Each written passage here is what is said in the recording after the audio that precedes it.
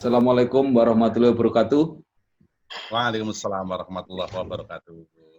Kembali bersama saya Bambang Sadono di dalam channel Inspirasi Jawa Tengah yang kita memang berusaha untuk menggali inspirasi, membangun motivasi, dan mencari solusi masalah-masalah yang dihadapi oleh masyarakat.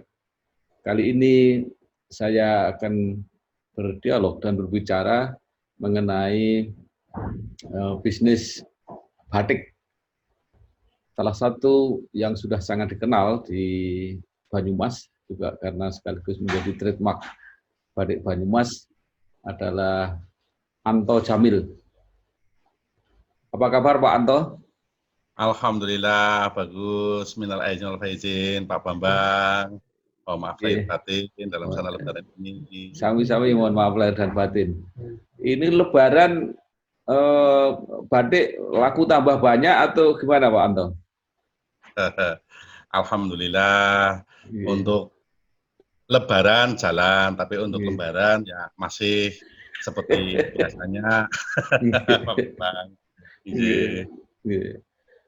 Artinya bisa nggak diceritakan dampak dari COVID-19 ini terhadap bisnis, khususnya pada batik, khususnya lagi pada batik Banyumas, itu dampaknya kira-kira seperti apa?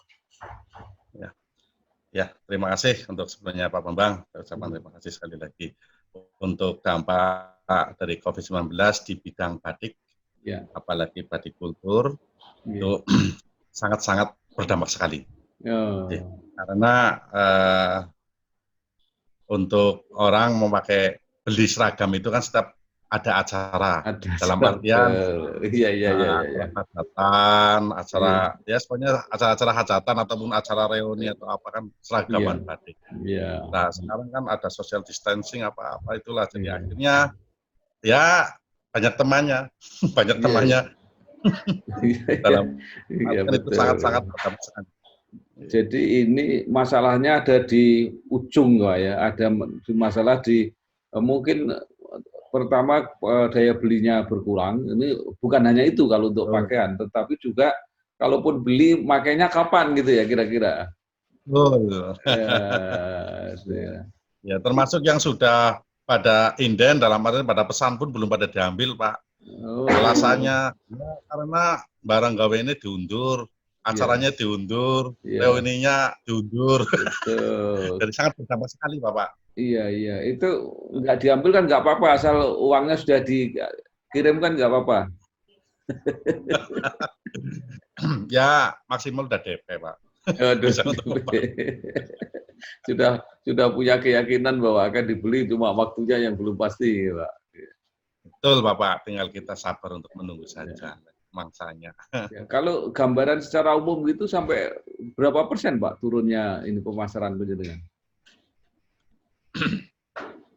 Ya kalau dari tempat saya itu bisa sampai 70% Pak penurunan omset. Turun 70% sehingga tinggal 30% ya? Iya Bapak, dalam artian memang itu yang tadi bilang karena kebanyakan kan pakai batik itu kan mereka yang mau punya gawe, punya acara. Ya memang sih alhamdulillah kemarin sedikit terbantu dengan adanya lebaran Bapak. Jadi ada satu perusahaan ataupun dari BUMN yang beli untuk hadiah. Kiranya terbantulah dari mereka-mereka yang ikut mengadakan lebaran. Itu kalau yang penjualan melalui outlet itu dengan penjualan melalui online presentasinya seperti apa kalau Pak Anto? Kalau saya kira dengan adanya COVID-19 ini dengan outlet dan online itu sama-sama ada penurunan Bapak. Kalau di bidang batik, kalau di usaha saya itu sama-sama ada penurunan. Gitu. Kalau pada waktu normal Pak, pada waktu normal berapa persen yang dibeli lewat online? Pada waktu normal, ya alhamdulillah bisa berjalan seperti yang lagi tren-trennya medsos itu bisa untuk membantu. Ya intinya bisa membantu sekali lah. Pada waktu normal itu lumayan, sangat lumayan sekali dengan adanya medsos maupun outlet itu. Gitu. Bisa Dalam sampai artian, ya, gimana? bisa sampai 20% Bisa dari Pak, bisa gitu. bisa. Kalau sekarang dengan situasi seperti ini, apakah nggak online-nya justru akan lebih baik, Pak? Enggak. Ya, tetap untuk online itu ada penurunan, Bapak. Penurunan, Tetap ada gitu. penurunan, ya. Ya. Ya. Jadi istilahnya yang tadinya bisa keluar sampai 50 piece, 50 lembar, sekarang ya insya Allah sih cuman berapa, 20, 10 lah kadang-kadang kayak gitu. Itu pun nggak setiap hari. Jadi intinya orang beli itu kalau mau ada acara gitu, Bapak. Ya, betul. Ya, kalau penjenengan tinggal 30% itu dampaknya seperti apa, Pak? Apakah produksi dikurangi, karyawan dikurangi gitu atau gimana? Jadi saya karyawan dari 40, sekarang alhamdulillah saya pertahankan 10, masih 10. Dan untuk produksi yang jelas memang sekarang lagi saya itu tutup dulu karena ya untuk surplusnya itu aja ibaratnya sekarang itu hanya untuk bisa untuk bertahan dan untuk bayar karyawan, kita bisa makan kita itu. Iya, Pak. Jadi untuk produksi kita masih stok yang dulu kita masih bisa berjalan gitu.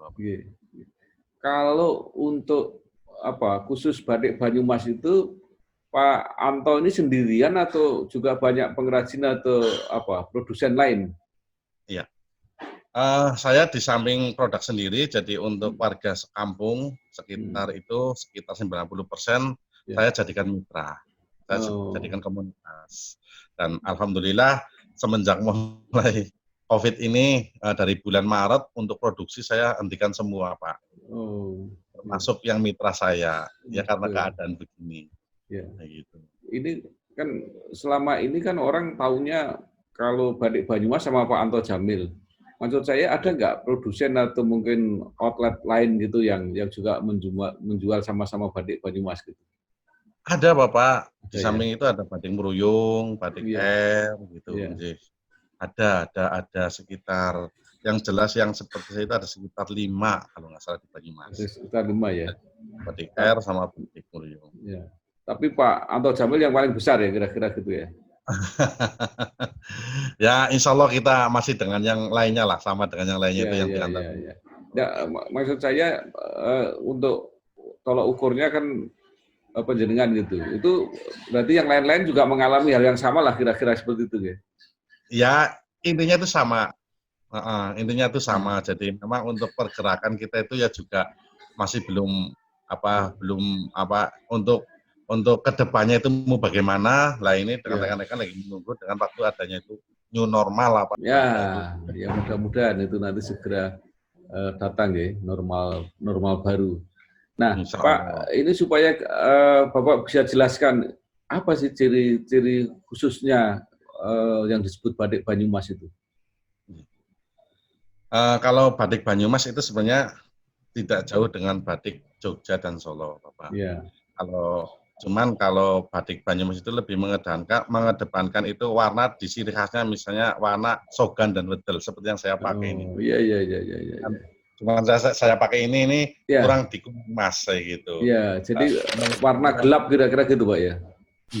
Atas niku cuman sekarang kan kita untuk batik itu berinovasi, Pak. Inovasinya diantaranya itu batik tidak hanya untuk orang tua, tapi bagaimana untuk anak muda sampai anak-anak besar. Seperti batik saya ini, Pak ya. Nah, itu termasuk yang Bapak pakai itu kalau di tempat saya istilahnya itu batik kontemporer dalam warnanya. Kontemporer. Untuk anak muda, anak-anak dimain di warna gitu. Iya. Tapi kalau Pak Anto tahu nggak ini batik saya ini batik dari mana nih? Ini kalau nggak salah Bapak batik dari Lasem ya, Pak? Ya, sekitar itulah, ya betul.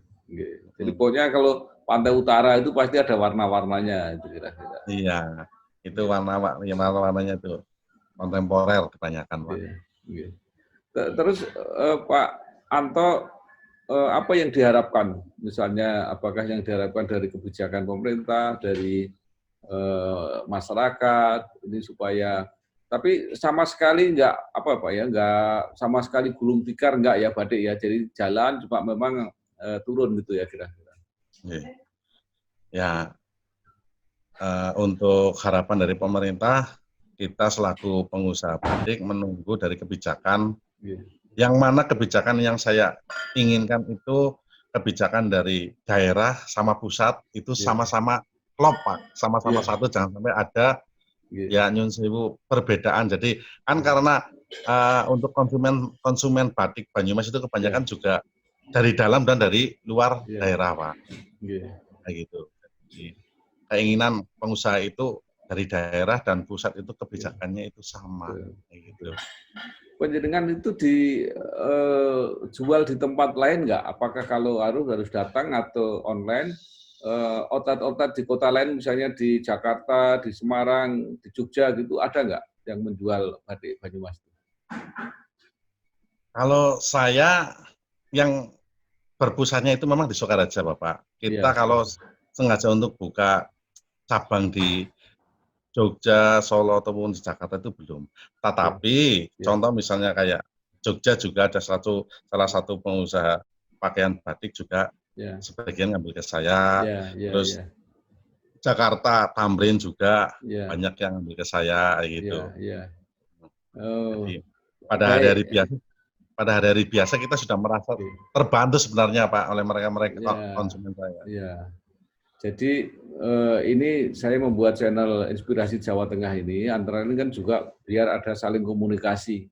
Betul. Supaya mungkin yang melihat tayangan ini bisa berkomunikasi, siapa tahu menjual di tempat-tempat lain. Bisa Pak ya? Bisa, insya Allah kita bisa. Ya, jadi saling komunikasi, saling membantu. Saya kira setelah new normal pun kelihatannya kok pemasaran yang berjaringan ini akan lebih menentukan daripada orang harus datang gitu ya. Betul. Ya. Itu yang saya harapkan untuk kedepannya, karena di samping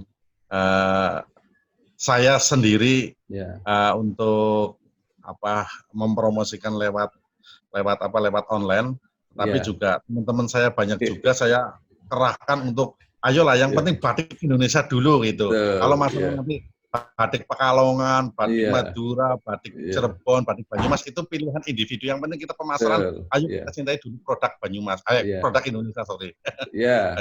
Jadi saya juga ingin membantu produk-produk Jawa Tengah gitu ya. Kemudian kalau masih ada hal-hal yang ingin disampaikan Pak Anto Jamil, silakan.